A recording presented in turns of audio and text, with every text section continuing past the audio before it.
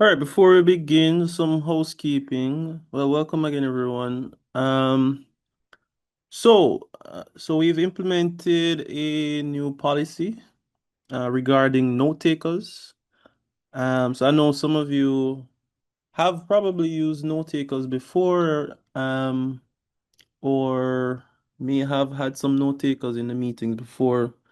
But going forward, we are essentially moving the policy of no unapproved note takers should be used in the meeting essentially. So after the meeting, we will send out the recording and the notes, but going forward, it won't be a case where anybody can just drop a note taker. So this is in accordance with our privacy policy. Um, the PEGS committee, the Privacy, Ethics, Governance, and Security Committee would have, after careful thought, came up with this advice going forward. So, yeah, just putting that out there from now. Yeah, so glad you all are here. So, of course, we usually start off our meetings with introductions. So in case someone is new here, or even if it's you've been here before, it's always good to essentially get to know new people because we're all a community.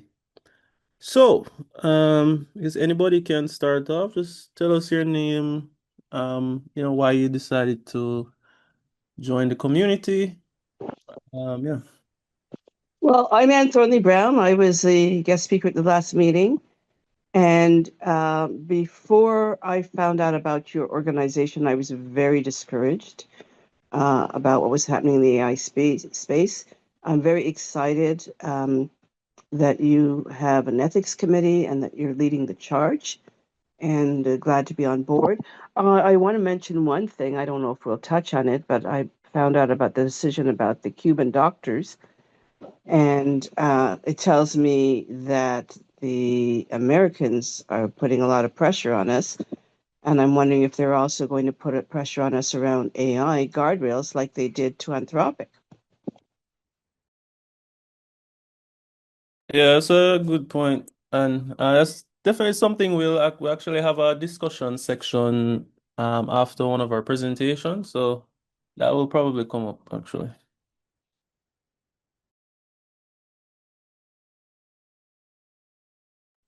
All right, anyone else? Hi, I'm Grace Solas. I'm an observer and enthusiast in terms of AI policy.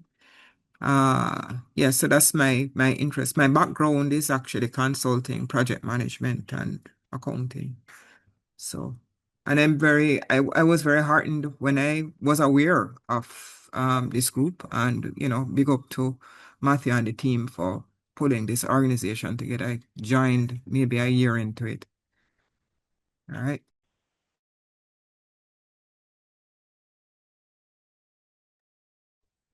Good afternoon. Horatio Morgan here. I I was glad to hear about this organization.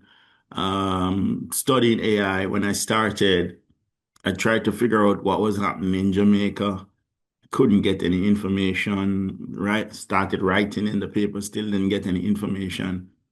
So I'm glad to be here because I'm one of them who is worried because having looked at being trained in Europe and living in the United States, I have a very good view of the rules here in the US and the rules in the in the European Union, and they diverge a whole lot. But we will talk about that. Glad to be here.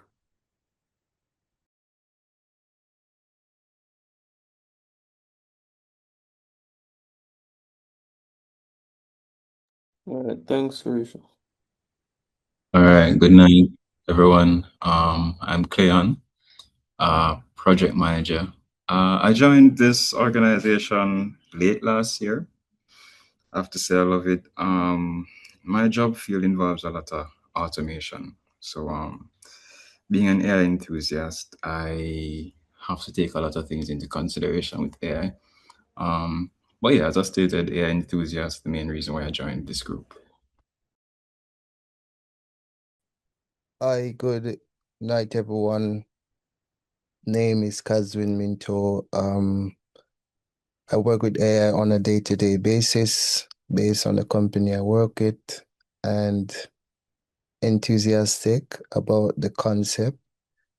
The fact that living in the UK, it show looking back at AI experience in my home country, I see what is happening, so I decided to join this community, and I think that makes a big difference.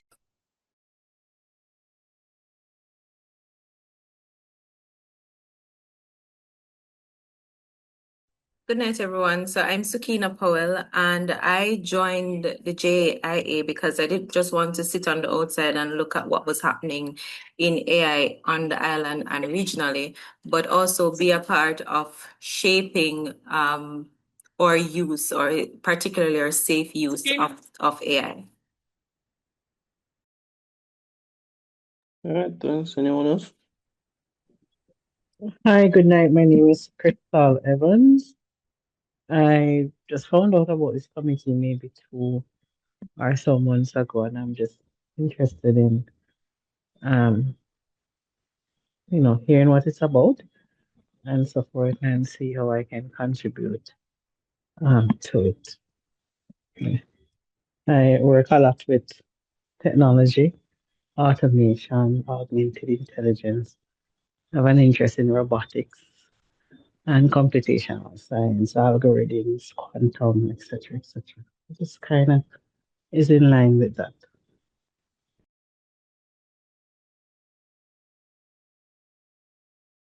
All right, thanks for being here. Anyone else?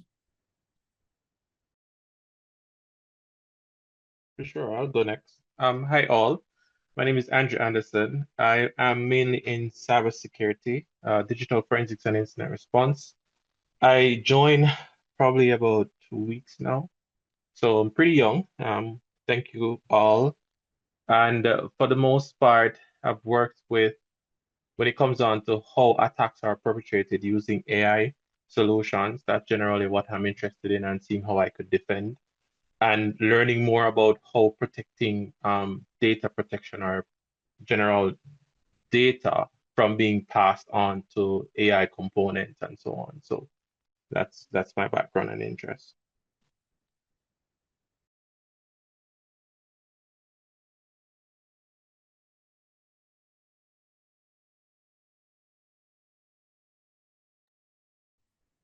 Hello, good evening. My name is Dion Cruikshank, and one of the reasons why I joined is because I'm in love with AI.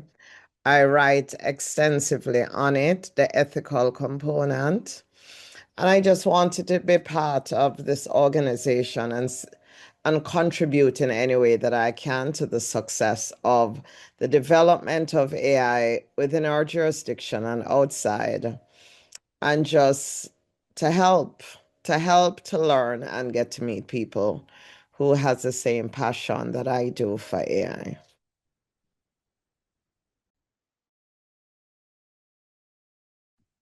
Good night, everyone.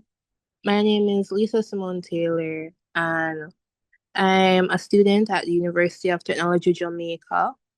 Most of my background in tech basically comes from robotics. In high school, I was the captain for my robotics team at Glenmere High, and last year I would have won an award based on my performance from the Jamaica Technology and Digital Alliance. The reason I joined the JAIA is because I'm interested in learning how AI can be used to solve real problems in Jamaica. And as someone pursuing tech opportunities in Jamaica, being part of this organization allows me to connect with a community of people who are also exploring AI and how it can be used in areas like education, law, national development, and more.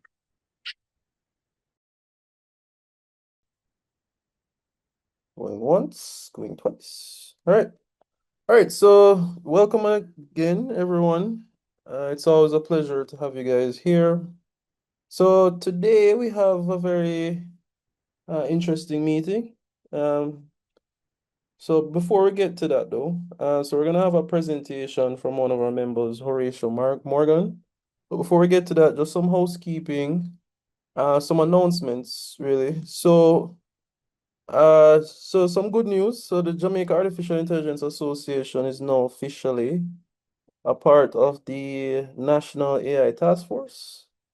So that's a good thing. So it does mean that your guys' voices and opinions may just play a part in helping to shape national AI policy and legislation. So you guys can pat yourselves on the back for that, because yeah, so it's not just discussions. The discussions have the chance now to actually turn into actual real life policy, real life legislation that obviously will affect all of us. In fact, Ashley, the vice chair of the policy committee, one of the things she'll be doing this week is forming a working group to essentially go through the AI policy recommendations that the task force from last year would have released. And we want to essentially break it down, see if there are any gaps, and basically suggest possible improvements, which obviously, I'd take to the task force to advocate for those. So if you guys are interested, Ashley is in the Zoom call now. I'd say reach out to her. Yeah, and be a part of the possibly helping to form AI policy and legislation. So your opinion matters. It's not like you're talking into a vacuum anymore. What your opinions could potentially help to influence Jamaica's AI legislation, essentially. All right. I don't know if you wanted to say a few words on that, Ashley. I'm gonna try. Hi, everyone. I think it is exceedingly important that Jamaica, with its rich culture and heritage, is at the forefront of artificial intelligence association because we have so much to lose. It's important from a geopolitical standpoint, it's important from a cultural standpoint, a financial standpoint, that we understand artificial intelligence and develop legislation. And I said develop and not adopt, but develop legislation that protects the people of Jamaica and the wider diaspora and across the Caribbean. So I look forward to speaking to you guys this week when I have a voice and developing these policies and regimes that can help us improve our country. All right, sounds good, Ashley. All right, next announcement. So the JAIA would have initiated its internship program, where several students from various universities, so UA, UTech, VTI, all over the place. So from various institutions would have applied, and we had our meeting this last week. So just putting it out there, I was very pleased with the turnout. I am very excited for what can come from this group. We're actually dubbing the group the Foundry. So the idea of that group, it's supposed to be like the main working group for the JIA to work on projects. I will understand that young people are going to play an important part in AI development, AI research in Jamaica. So we essentially want to empower them, right? So we actually are pairing them with mentors. So, we have our development track, we have a research track, we have a policy track. And the idea is to basically pair experience with exuberance. I think that's the best combination. And we think that's the winning formula to actually turn conversations, turn ideas into actual results. So out of that group, we have several projects. Some of them we're actually planning to release this year. Of course, there's Project Iris. There's some research work around improving speech to text, text to speech for Jamaican language. We understand that AI sovereignty is one of our most important goals as an organization, and we are doing everything we can to make steps towards that. And we believe the Foundry will definitely help us along with that goal. Yeah, so that's it on the Foundry. If you are interested in being a mentor in some way, or playing a role in helping out with that, please reach out, because we need all the help we can, right? Because the vision for it is for it to grow, scale, and as I said, just think of it like the main think tank / working group for anything AI here in Jamaica. Right. So I think that covers all the announcements. Let me see if there was one more. Yeah, I think that covers all the announcements. So over to the main event. So today we're actually going to have a presentation from Horatio Morgan. He's going to present a project that he's been working on. There's a question from Grace. Yeah, hi. Yeah. Can you say who is speaking? You come up as JAIA Tech. Oh, sorry. It's Matthew Stone. Oh, it's Yeah. Matthew. Okay, Yeah. okay. I not recognizing the voices. I didn't know if it was you or Jordan who it was. So Oh, okay. Yeah, I forgot to rename the thing. Yeah. Right. So Horatio, so let me introduce Horatio. Horatio Morgan is an AI governance architect and technology strategist specializing in explainable AI, responsible AI governance, and regulatory-ready compliance systems. He serves as Chief AI Officer at Morgan Signing House, where he develops intelligent risk and compliance frameworks that translate AI governance principles into operational systems capable of producing traceable, audit-ready decision artifacts aligned with standards such as ISO IEC 42001, the EU AI Act, and SOC 2. His work focuses on explainability by design, human-in-the-loop oversight, and enterprise AI risk classification models that strengthen accountability and regulatory trust in AI development. Morgan is, one second. Yeah, Morgan, where was I? Sorry. His work focuses on explainability by design, human-in-the-loop oversight, and enterprise AI risk classification models that strengthen accountability and regulatory trust in AI deployment. Morgan is currently completing an executive postgraduate diploma in artificial intelligence for business at the University of Oxford's, I don't think I pronounced Said Business School. Maybe I got that wrong.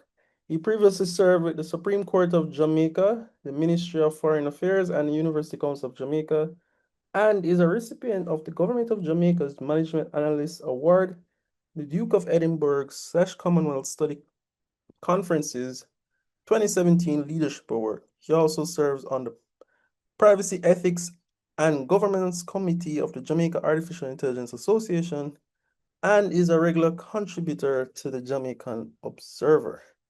So without further ado, I'll have Horatio tell us all about his project.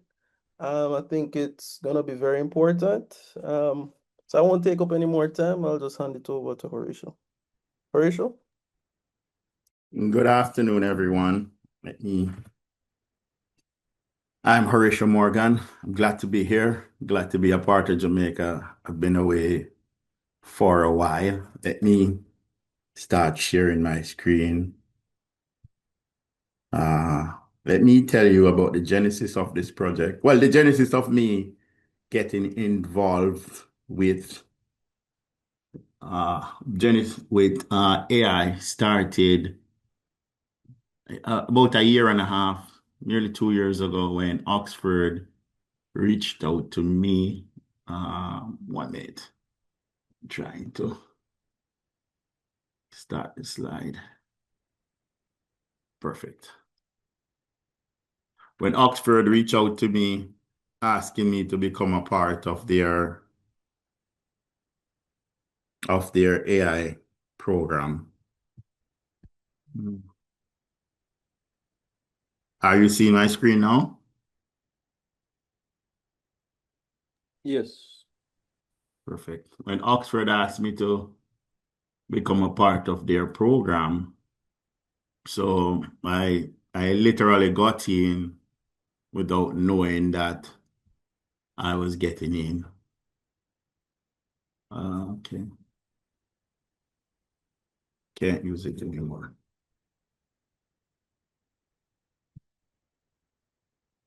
And this week we started a program with the National Scientific Foundation, Trustworthy AI in Law and Society organization here in the United States. It's about explainable AI, which has been around for about 40 years across the world.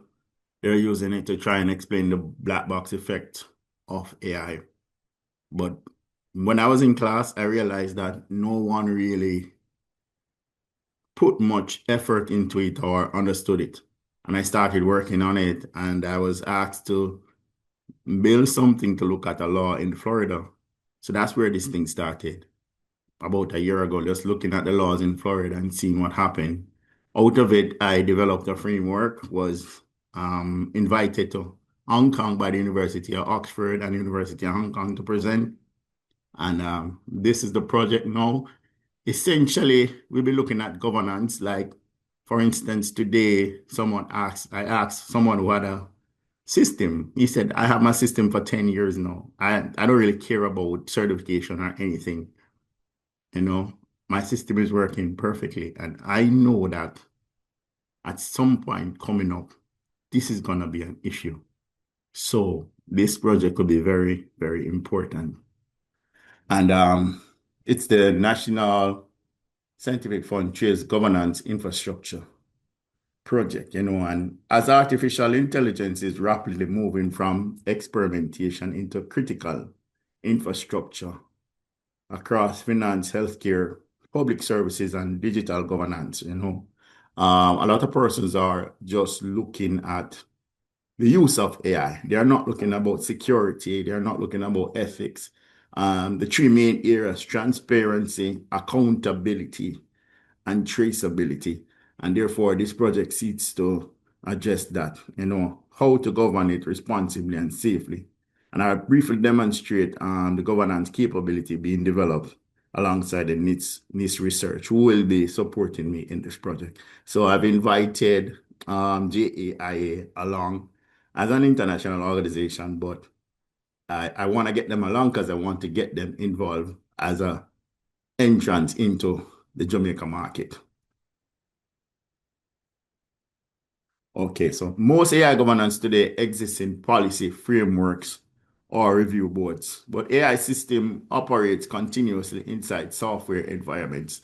With the proliferation of AI, especially online, a lot of persons just jump online and build a framework. They're just building stuff out there, and there's no practicality to it.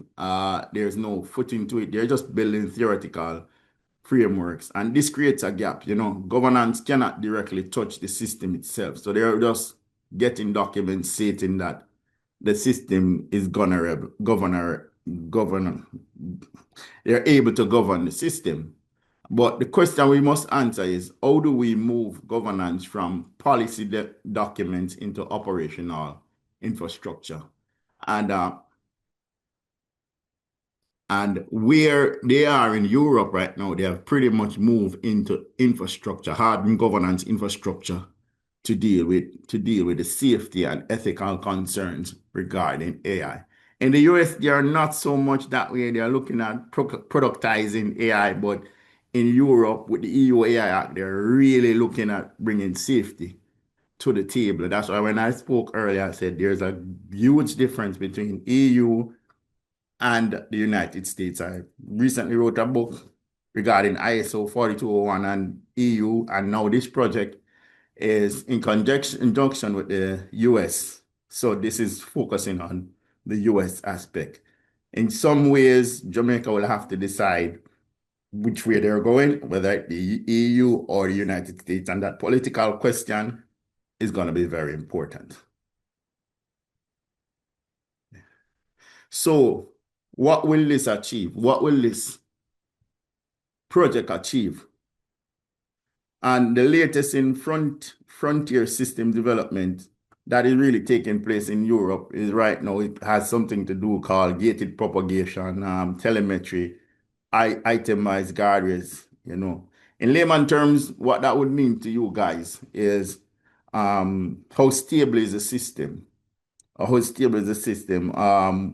What can it achieve? How does it make its decision? How transparent is the system? Is it auditable? Is it accountable? Is it responsible? Can you trace the decisions? So basically, what we're trying to do is make the system itself safer for us, right? Safer for us, make it more accountable that we can use it and build a strong system that can be certified by any organization. And there are many organizations out there doing certification.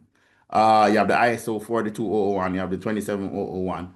But for this project, we'll be looking at the US regulations, NIST, and explainable AI. I will have to speak a little bit more about explainable AI because it's it is new to the whole research community. I literally stopped writing on it. I'm one of the few persons doing so because I was authorized to do this project by NSF. And I must say, NSF is one of the organizations that is funding grassroots projects here in the United States. So if they see something that they know is very important, they will fund it. So I had to stop talking about explainability AI, but it is a bridge that will join different laws and different policies, and we are aiming to build a system that can accommodate many different laws and policies. And a lot of persons haven't achieved that this side of the world yet. So the system I will demonstrate treats governance as an operational capability rather than a compliance checklist. It evaluates AI systems across explainability, governance risk, and regulatory readiness. This allows organizations to generate evidence-based assessment rather than policy declarations. As I said earlier, a lot of persons just jump onto AI, write a policy, and cannot prove that the policy actually is in place. This project seeks to put that system in place where you have to show what you have, your policies, your documents, how you track everything that you do, where you need to report to an agency has to be tracked, and you have to show the system that it is actually taking place. I term this intelligent governance because I think we're in the era of intelligent governance. If we're not there yet, we are going to get there. So this is a project that seeks to get organizations ready for intelligent governance, because what we will be doing is my system is built at 4 levels, as you can see here. AI A1, US regulatory framework, it can assess your system to see if you have everything in place for that. A2, it can assess your system for explainability governance. A3 is a crosswalk of US regulation and explainable governance. And A4, we can do explainable governance, US regulations, and a crosswork with NIST, or even ISO 42001. So these laws, they depart in certain ways and they contract in other ways. And as you all know, using the system, if you're on the governance, security, ethical aspect side of it, these systems use more than one process, more than one certification agencies. Like for instance, if you're doing EU AI Act, you need 4201. If you're doing 27001, you're gonna have the Jamaican laws to also go with it. You have GDPR. general data privacy regulations. So there's just no one system, and my system, I've developed a methodology because I can reproduce this. This is like my second or third system. I've done one for an assessment system here by the name of SOC 2, and that has already garnered over 100 use cases, and it's in the GPT store. This one actually qualified for the GPT store, but I kept it private because of this project and going forward. So this is like my second or third system going forward. Okay, so what am I going to do? This system is really a governance assessment engine. And the task is to evaluate an AI system and generate a complete governance report suitable for enterprise regulatory or SAS dashboards, whatever it is. I can do it in many formats, right? I can automate it if you're building a system within. I can build a system for you that you can just run on your system and check if you're in alignment. We can use it to run reports, create a dashboard. And the beauty about it is that it gives its report so simple that you can report to a board, you can report to a regulator, you can also report to the public using the system.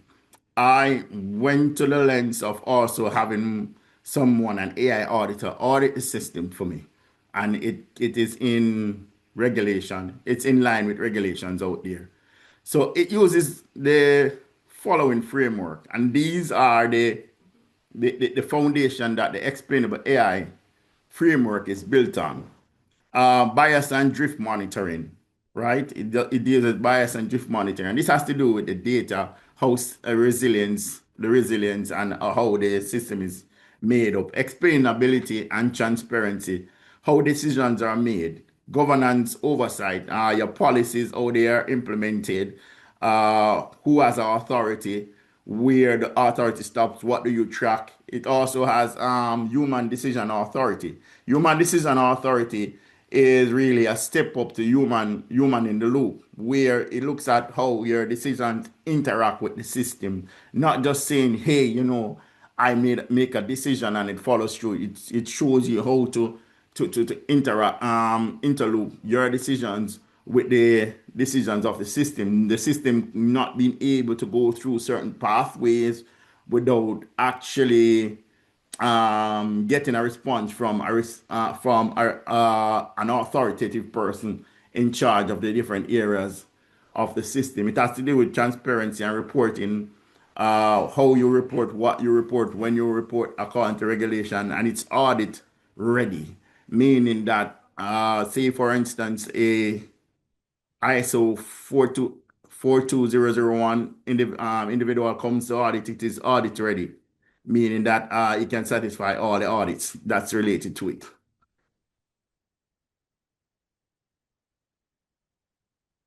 Okay, so that is what the system does. And this is why I really want JAIA to get involved with it. I push personally to get them involved with it because it allows JAIA to move beyond the passive adoption of AI technology, right?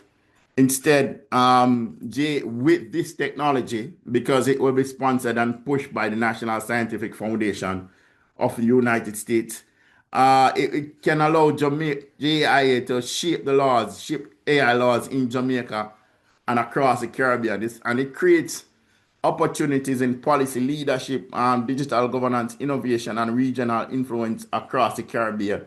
So this is a pilot project, and we were informed to get at least 10 to 12 organizations coming on board, doing the assessment and doing a transformation roadmap to implement the project, and if possible, to get further funding to actually take it further.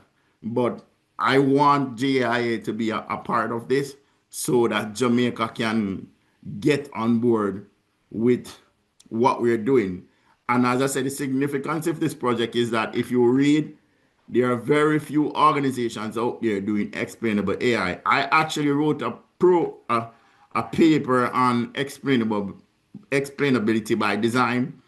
is actually under consideration now with Oxford for publishing in their research paper. So this is one of the first thing that is gonna come out on this type of area. And what makes explainability by design so different is that it's not only a framework, it brings measurement, it brings KPIs. You can implement it and track it with relevant data. It also gives you autonomous human in the loop application, and it's a stable system because it achieved the resilience, and it's moved to hardened governance, intelligent governance. And this is where frontier AI systems are across the world, the leaders in AI systems now. I know a lot of persons are not really interested in it, but at some point, this is gonna become a big deal across the world. Whereby I heard somebody earlier spoke about for Jamaica, and a system like this can be localized for Jamaica because one of my biggest not mentors, person I look up to in the system, Fifi Lee. I don't know if you know her. She is considered to be the mother of AI.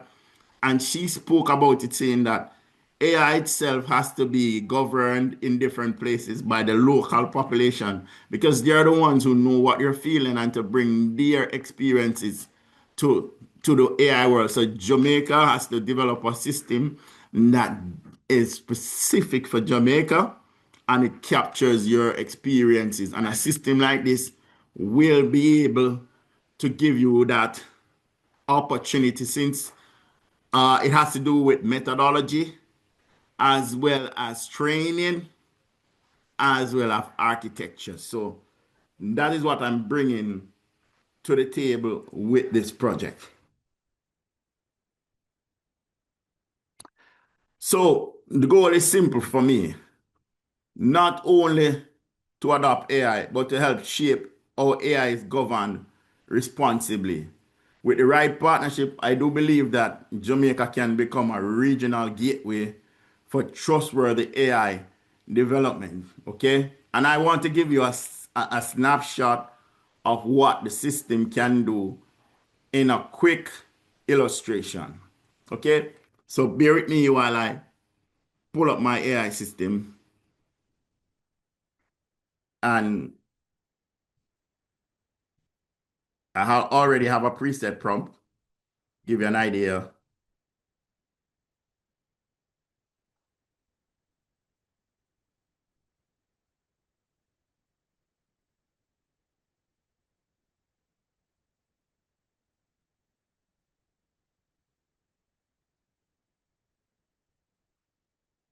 Yeah, we have to do a lot of training and write a lot of prompts like this.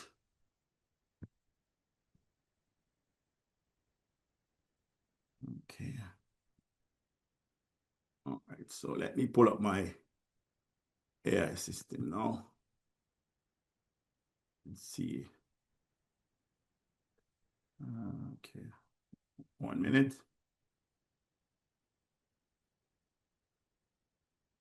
Come on. Okay. Perfect. Bear with me 1 minute when the system is running Zoom and AI. The resources are very limited, and sometimes it does take a moment or two. Perfect. It's almost there.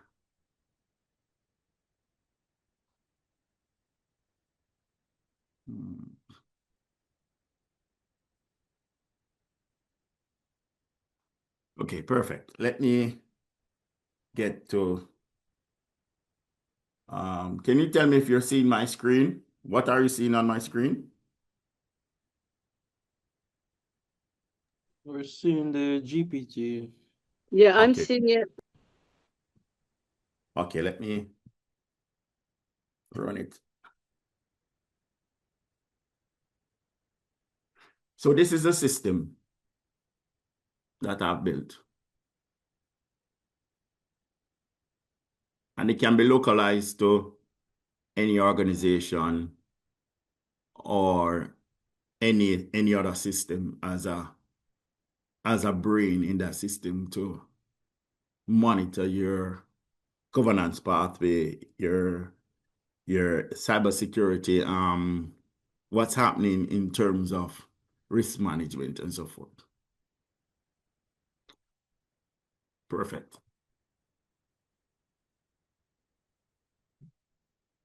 So as it sees here, it says, I can run the image now. It's essentially a prompt instruction template for an AI governance auditor.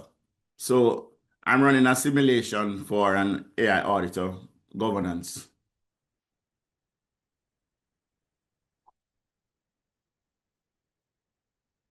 So this is what it does. AI system, AI governance and assurance engineer. Its job is to evaluate an AI system governance program or compliance program across against the XAI aligned explainability framework. The output must be structured and evidence-based and not opinion-based, meaning that if you don't have the evidence, it's gonna tell you that you don't have the evidence and you can't pass the assessment. So these are the 6 layers here, as we spoke about earlier. These are the oversights that it actually checks for when running its report. This is a scoring system that it comes with. There's more to it. These are the evidence requirements that will be checking for dashboard policy documents, and only mark controllers covered with the evidence. So you have to submit all of these evidence. And the final output you must produce an assessment summary, domain by domain scoring. These are some of the things that this system does: gap analysis, evidence and reasoning, remediation recommendation, authority tier recommendation. What the prompt is actually designed for is to show you what the system can do. It can be used for procurement review, regulatory submissions, internal audits, policy compliance, vendor risk assessment, legislative analysis. And why this is powerful: your prompt forces the model to operate evidence first, avoid compliance by association, generate audit ready output. The system that I put out first for the SOC 2 gained over 100 usage. I think this one might be even much stronger than that one. That's why I reserve this system for this project. And it says this is not a normal AI prompt. Okay. And this here it is showing that the prompt my JSON Fox, my authority model actual from a full AI governance operating system. All right, let me do one more thing before I show you. What are you?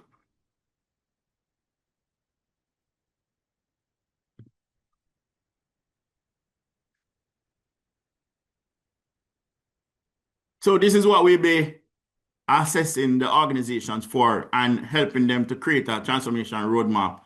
And if they are interested, we can help them build out a system like this within their organization to actually check for compliance and risk management.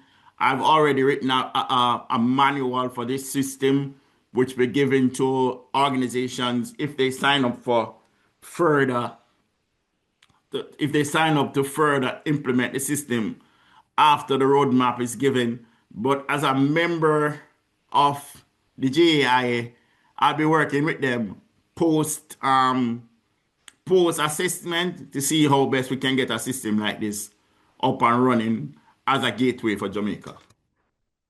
And this tells you what I am: a AI reasoning system designed to analyze information, explain decision, and assist human with complex problem solving.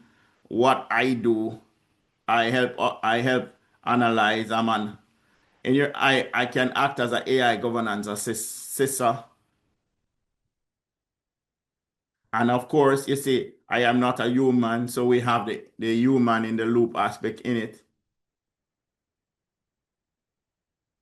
And this is the most important part of it. It says in the context like explainability AI, system like me function as analysis engine, explanation generator, document presentation assistance. Okay.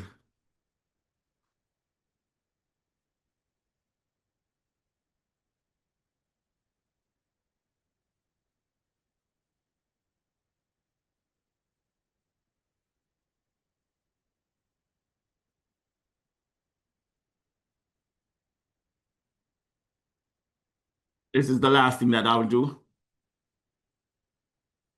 I've asked you to give me an actual assessment of an SAS system to show you what a report will actually look like.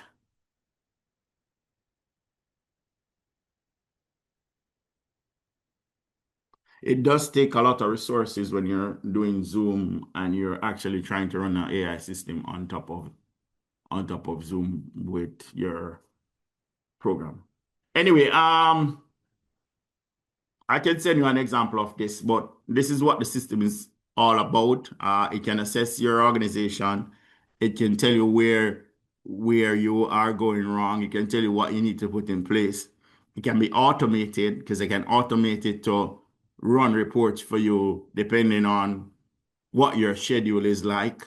It can be sent to a dashboard that you can literally use to monitor and track what is happening. Transparency, accountability, traceability. Of course, especially with decision making, especially in Europe, they are very keen on how you make a decision, what happened at a time.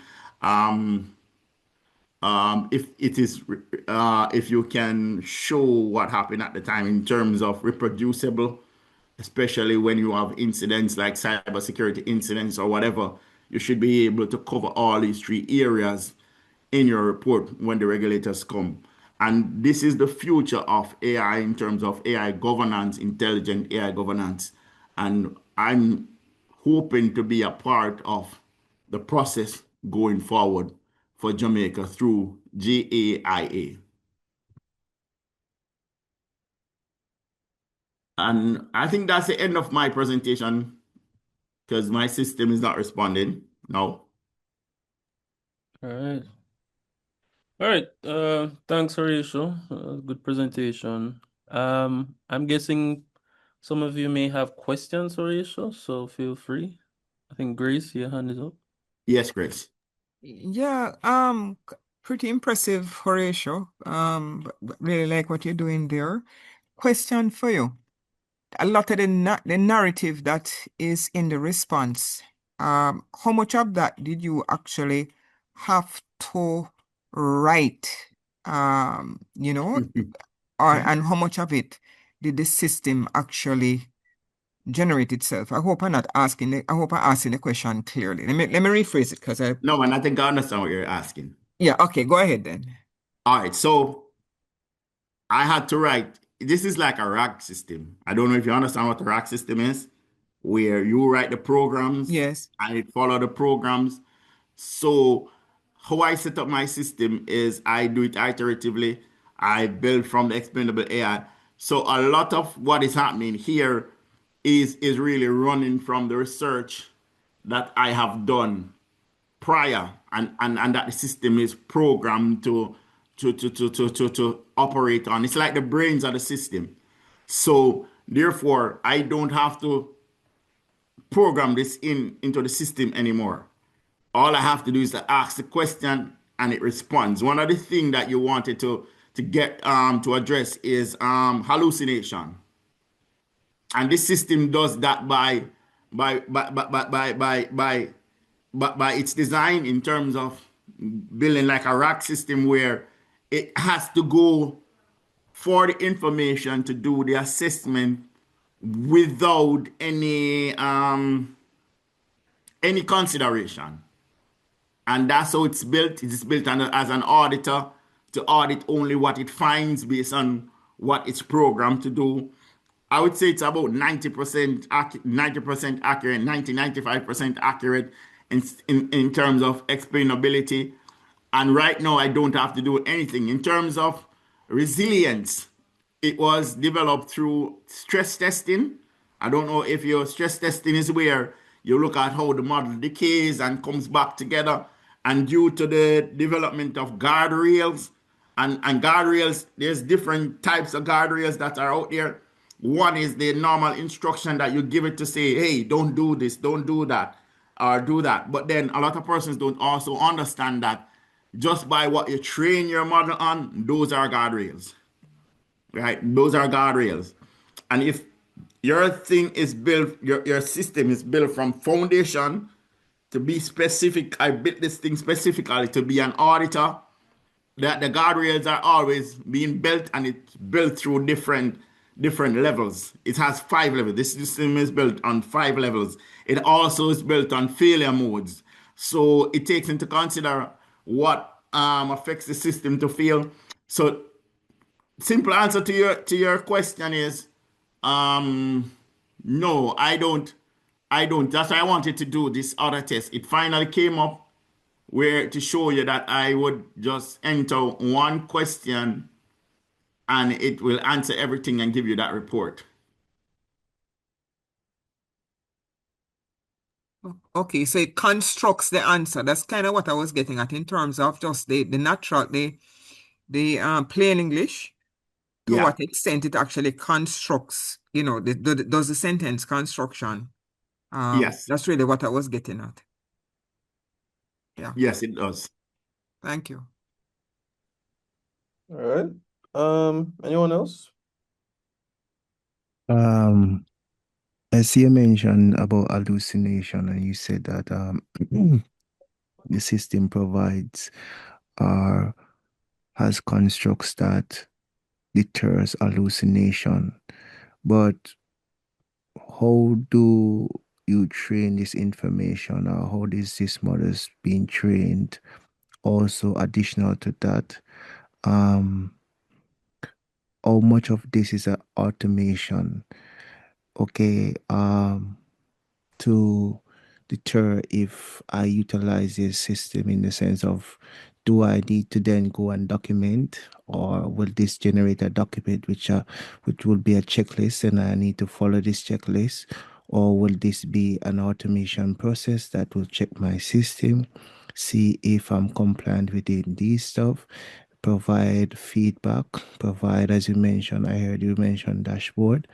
Does this pull all this information, provide it in a dashboard, and then say, okay, these are the areas that you are weak on, and these are the areas you need to improve on because of these standards. So I wasn't clear on that. Could maybe clarify that for me, please? Okay. The standards and the latest research is built into the system. So the system can provide you with the standards, it can provide you with the documentation. I've built it up to a level of an agentic level. So it can go autonomous. I've not gone autonomous because this is the pilot project. I want it to stay within the pilot project. It can run the regular reports. It can be implemented into a system and give you your dashboarding. So yes to everything that you've said.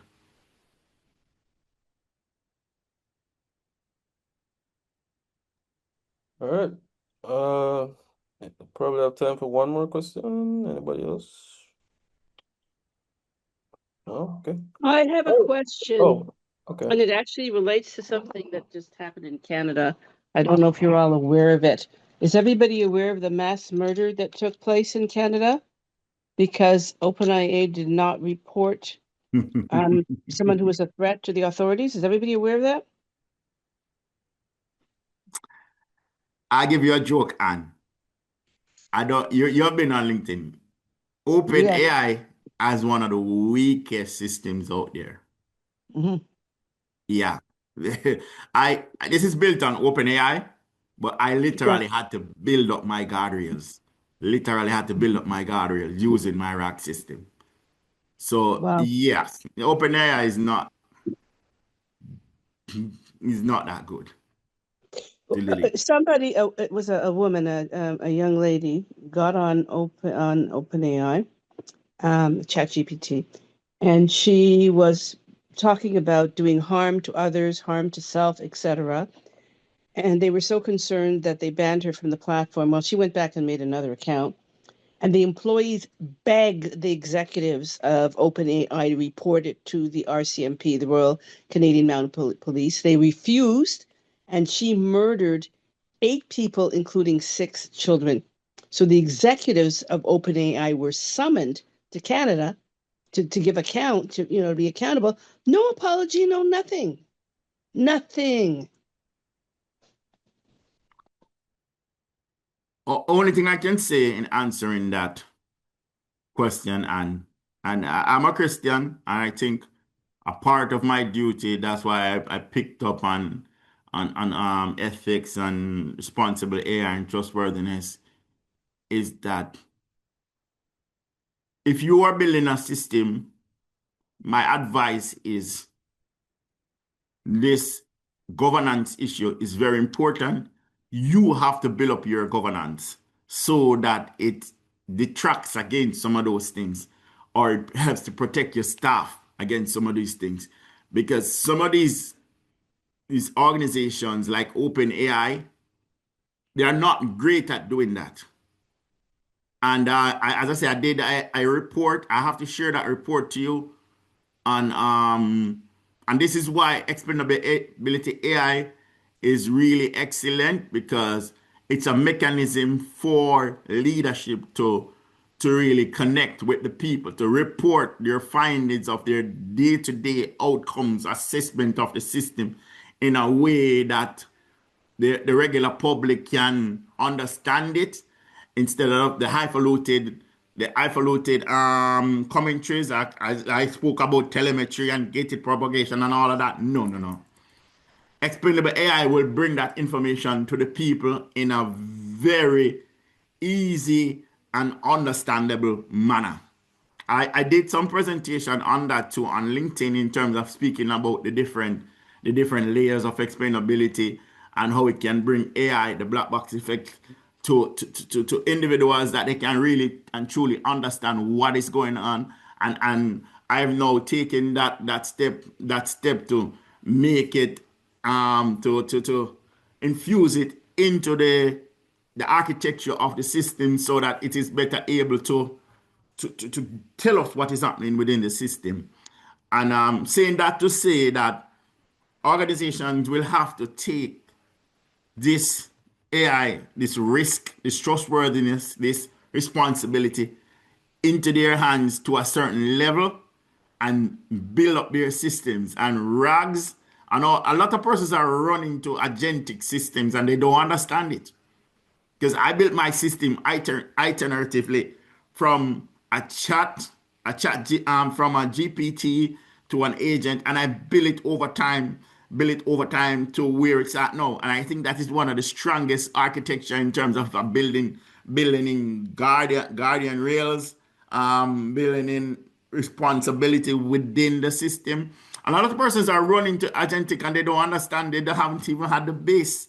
They haven't developed stability, resilience into the system yet, and therefore it exposes the system to cybersecurity risk and all of that. Incidentally, I was exposed to that by being invited to a meeting here in Atlanta. We just did our 3rd meeting, AI cybersecurity, in which I am a co-convener. So it has to do with your system that you build. Nobody has put out anything on in terms of explainability by design architecture.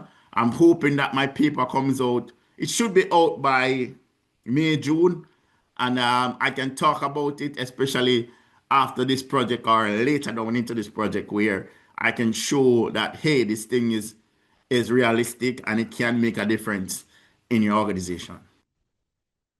Thank you. So on that note, I'm curious, Anne, is it that your opinion is that OpenAI should have freely given all of that information to the authorities? Because, I mean, playing devil's advocate for a bit, I mean, one could say that you are maybe infringing on this user's privacy. Well, a couple of things. I'm in Ontario, and we have legislation that stipulates that if anybody knows of abuse or potential harm of a child, that they are legally obligated to report it. That's the law here. Okay. And also the employees at OpenAI who became aware of this approached the executive team and begged them to report it, and they refused.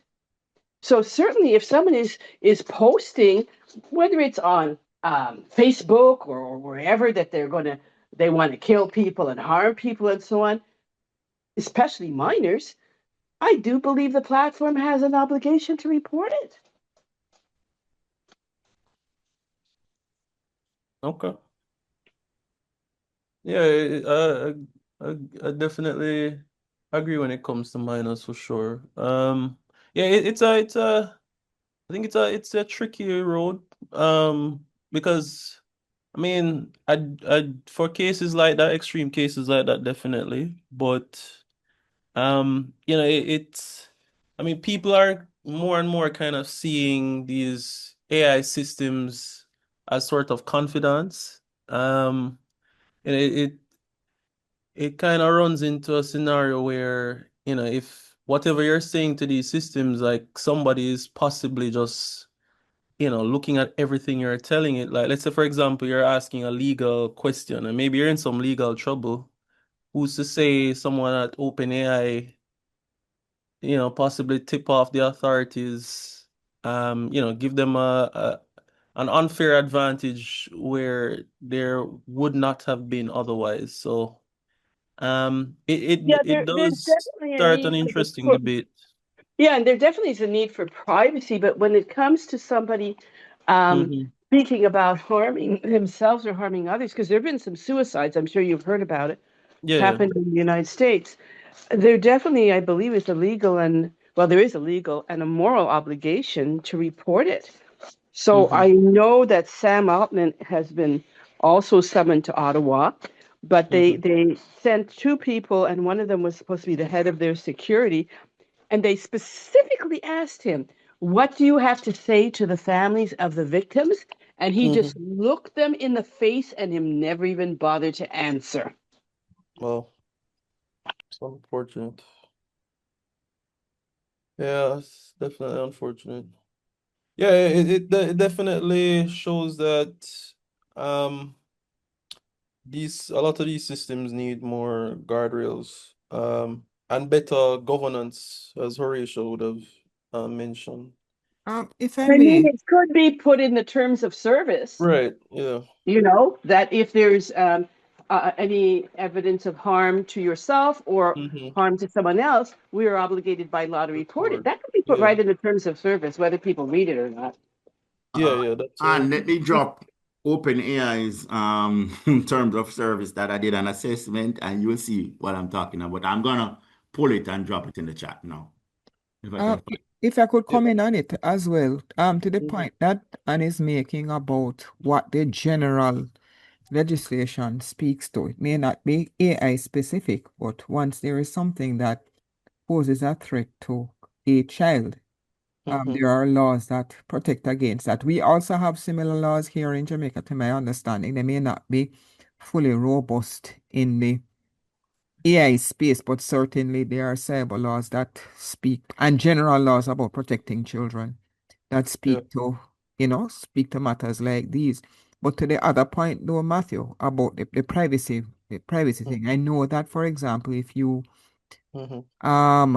if you are using the subscription version of ChatGPT and using Mm-hmm. their workspaces, they tell you that, they don't use your data to train your models. Mm-hmm. And the question then is also, they do have access to see what you're doing. Right. But at what point does an alarm go off to say, well, hold on, Mhm. you're putting things in here that could be Right. detrimental to yourself or detrimental to others. And then there's a whole business, and that's why this group is so important to have. Remember now that ethics are also culturally determined. Mm-hmm. So what good for America is not necessarily good for Jamaica or Canada or wherever. So it's important for us to have, Right. even if we don't have everything ready, to have some fundamental ground rules to say this is acceptable for Jamaica and this is not, because in Mm-hmm. other countries, You have, they're dealing with matters of assisted suicide. They're dealing with things that are not yet fully, embraced in Jamaica, put it that way. And I'm not coming down one way or the other on it. I'm a Christian as well. Let me put that out there. But I recognize that you can't, I shouldn't say but, and I recognize that you cannot impose your culture or your jurisdiction on others. So it's important for us as Jamaica to, come up the curve quickly and don't spend too much time, counting the cows. We need to bring them home, with regarding AI policy and what is good for Jamaica. That's a good point. Very good point. Yeah, that's why I think AI policy has to be take into account the local context, the laws, legislation, and the systems that we use have to also align with our the local ethics and views. All right. So before we end the meetings, the last say so probably spend like 10 minutes maybe at most or so. So very importantly, as you guys would have probably noted, there have been some developments on the international stage lately, especially on the war front. And there have been a lot of discussions around the use of AI in war. In fact, I saw a headline, a very troubling headline, that says Pentagon refuses to say if AI was used to select elementary school as bombing target. The elementary school that was bombed in Iran. My question to you guys, it's an open discussion. Feel free to share your opinion. There's no wrong or right opinions here. Everybody's opinion is valid.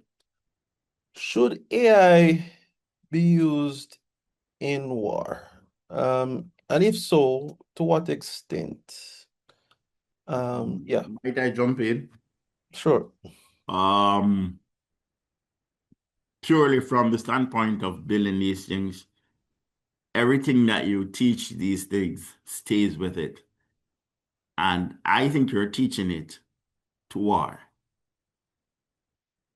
And it's not going away when you teach it that. That's why I try to keep, whenever I'm training a model, specifically to what I'm training it to do. Because I did business process management implementation for a while. And you're teaching, I don't believe it should be used for war, because in the long run, it's gaining that knowledge. It's gaining that knowledge. And with the lack of guardrails out there now, a lot of persons are just building things and not knowing what they're building. As I said today, somebody told me that he's been in it for 10 years and he doesn't care about governance. He just cares that he sells his product, not seeing the danger going forward. I'm not saying that it's going to exterminate us, not, but I'm saying that we do need to have a lot more due diligence, because it even exposes us to cyber risk. Yeah, you're teaching it to bomb places. Other persons can break into your system and use that system against you. And those are just my thoughts on it.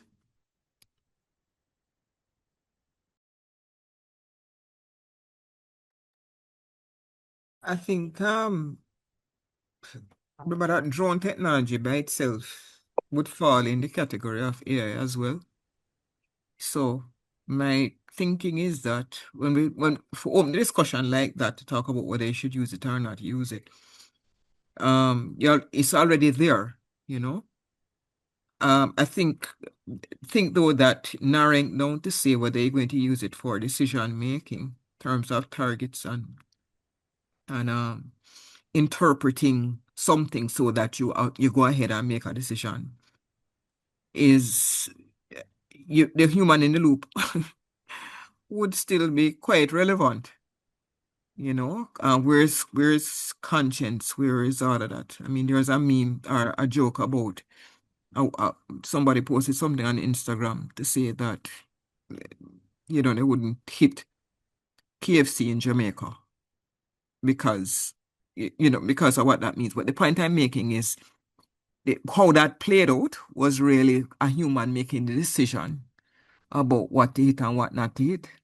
And was there no human in the process of determining that they're gonna hit this? Or given what we see happening on the global space, on the global stage, there are humans that really don't care, which come back to making sure that we have something that is culturally appropriate.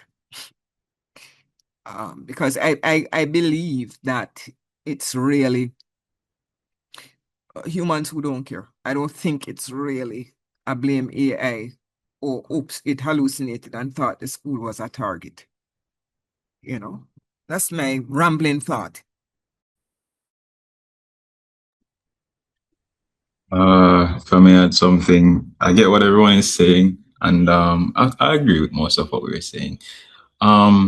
It's just that it's actually getting really hard to even control or put guardrails on these AI systems. Even looking back at what Matthew mentioned, uh, human in the loop. There's another headline where the U.S. military or government is trying to use AI such as Anthropic, yeah, in their operations, but Anthropic on their end is trying to, how do I say, reject this proposal. However, being it's the U.S. military, they're kind of telling them, hey, you don't really have a chance. So right now, Anthropic is kind of petitioning for companies to be allowed to restrict government or military uses of their AI. Because basically, what they're saying is the military wants to do is spy on their citizens. So they're trying to avoid that. But the US is having none of that. It's kind of forcing their hands. But yeah, it's becoming exponentially difficult to really put guardrails on these systems. Because while we do know what we can, or we talk about what we can actually implement, how long before we have to change these guardrails and all that, you know? I'm looking at it from like a psychological point of view for everyone involved, all the countries involved. We've had when you're having a battle, you're always looking for an advantage. And artificial intelligence is like the ultimate tool, the ultimate technology that could bring you decisive battlefield advantage. And that's very difficult from a psychological point of view for any um, for two competing countries on the battlefield or whoever in the battlefield to neglect. And because also if you have your moral framework in place to kind of restrict that, then what if the enemy doesn't restrict its use? You're putting yourself at an intentional advantage. So it's very tempting to leverage AI, whether it's in targeting or recognition of, certain targets or planning strikes location or deciding, where to allocate your army on the battlefield. Like the technology is so powerful, does such amazing things, can bring such potential for such great results that it'll be hard for anyone not to employ it. I think it's sort of like when a Gatling gun, which is like one of the first submachine guns, was used on the battlefield. That's how the U.S. Army like basically wiped out Indians on the or the Native Americans on tribes. No one could stand against it. It brought such a great, spitting how many bullets a second while you're reloading your musket. It's already gotten off 20, 30 bullets. And I think the only way we can reduce the impact of AI in warfare is if it if it's sort of like how we have uh, um, nuclear warheads right now, where if you use it, you're short of mutual destruction. Where you fire all your nuclear warheads, I fire mine, and the consequence of it is that your whole nation is vaporized. So no one wants to use it because they know if you go against another army with that kind of weaponry, you won't survive either. But right now, AI is so tempting. And also will protect the status quo. The rich countries that can, build these systems, deploy them, have a better chance of holding on, continue to gather wealth, continue to, oppress others, bully others. And the countries that don't have it are going to fight to get it to kind of even the battlefield and protect themselves. How do you go against, that kind of psychological kind of attraction for a whole nation or governments?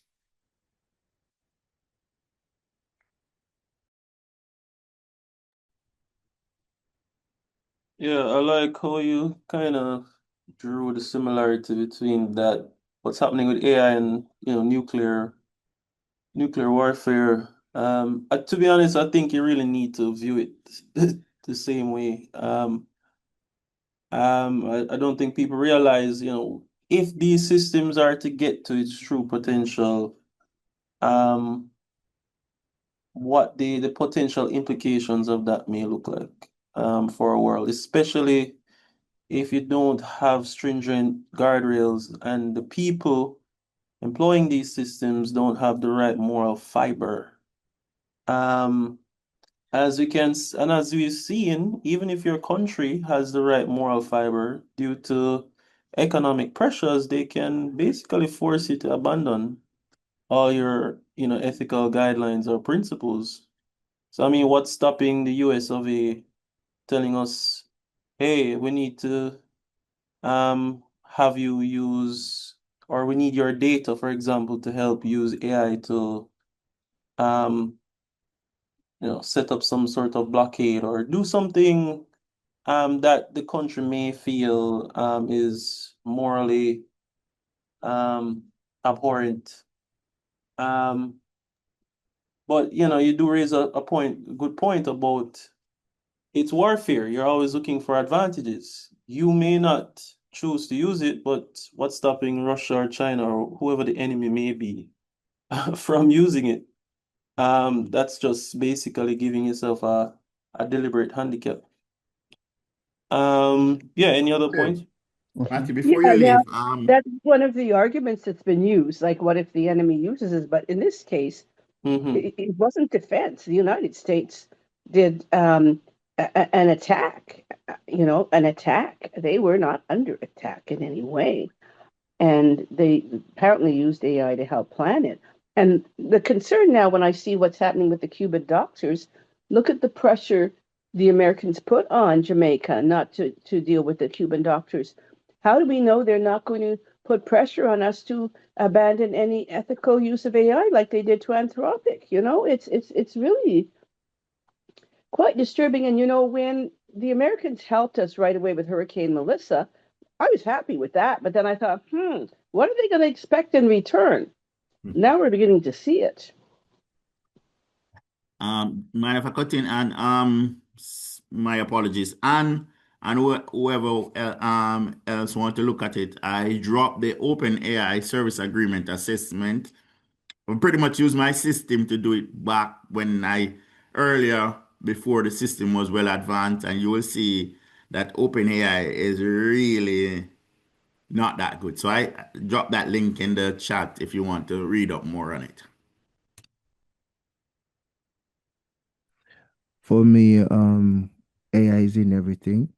And where we are now is that AI has become our personal assistant. It has become pretty much everything. I'll just utilize the concept of open claw, of where even one person can use open claw to help them to build a multi-million dollar business. The different context as you look at it when it comes to war, and somebody rightfully says bring advantage, is the same concept. You utilize AI on a day-to-day basis to enable you to do things that you would want, maybe relax the brain instead of thinking about it, come up with strategies that you may not readily think of. And so the same way different countries utilize it. Even with the different drones and technologies that are there, then you find that within that, their AI is built in, and maybe it could also utilize to be used to target the wrong system, because this is done even from man-made errors. Maybe they utilize AI to help them to curtail human errors. I guess what came back to mind was the movie I, Robot, and oh, this concept of AI is utilized. And again, enemy of the state. I think that was another one as well.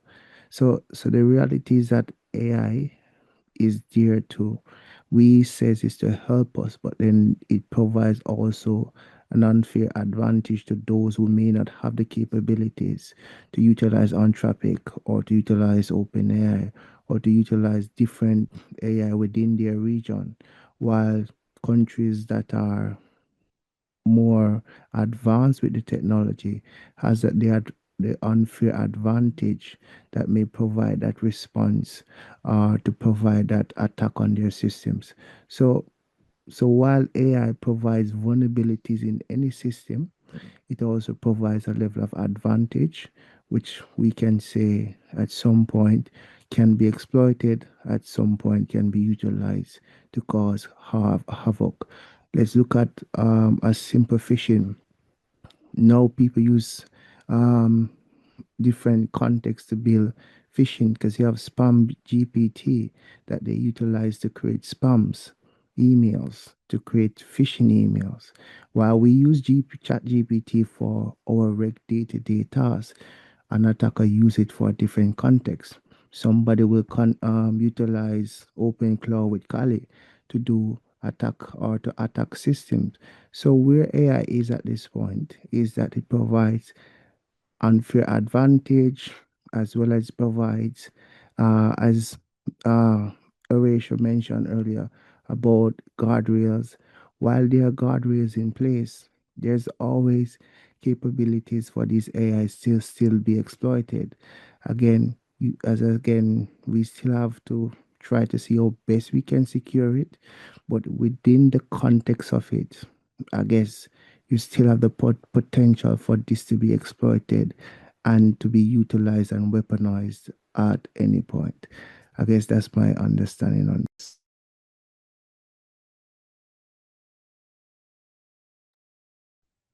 Yeah, I mean, uh, oh, Floyd, you were gonna say something? No, I was just gonna say good points. Good points from the last couple of speakers. Okay. Yeah, I was gonna say, definitely AI has a lot of benefits, does provide a lot of advantages to us as a society. And I mean, one could say it was inevitable. I mean, technology has been, well, I'd say warfare has been one of the biggest catalysts towards advancing technology, actually. A lot of the technology that we use today was because of warfare, interestingly enough. But I mean, one must ask the question, you know, is war simply just about numbers and who has the advantage? What about the morality, the ethics? That has to be a part of the decision making. And the question is, can we leave that up to AI? And if we are leaving it up to AI, can we leave it up to the AI that was created by some of these companies that have clearly shown that they have no concern for ethics? I mean, they basically stole the entire world's intellectual property to create some of their AI systems. Are we supposed to leave it up to them to decide what is morally correct, morally right? I mean, that is the question. Um, yeah, I mean, that's why I think sovereign AI is such an important thing because, I mean, as Anne rightly said, what's to stop the US government from saying, okay, we don't want you to have access to any AI system unless you do X, Y, or Z. So yeah. Any last points before we close out?